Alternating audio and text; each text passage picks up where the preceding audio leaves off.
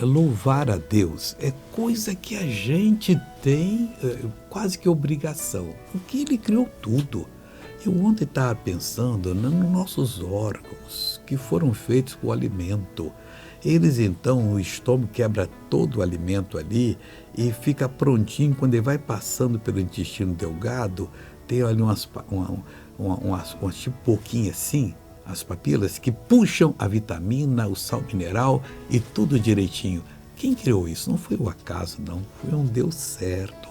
Se você vê o desenho que eles falam do nosso corpo dentro, quando tiver sido cortado assim, você vê os intestinos todos direitinho ali, que são compridos, né? Parece que o delgado tem 9 metros. E tudo direitinho. É Deus que faz isso. Então diz Salmo 50, louvai ao Senhor, louvai a Deus no seu santuário, louvai no firmamento do seu poder, não é no firmamento, não é do poder dele. E você pode ter certeza que Deus vai lhe abençoar.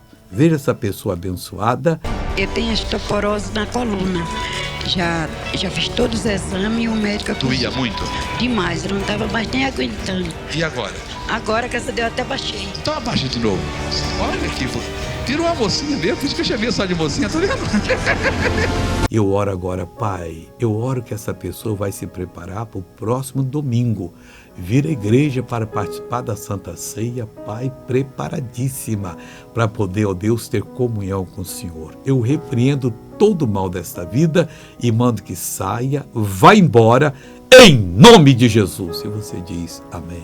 Graças a Deus.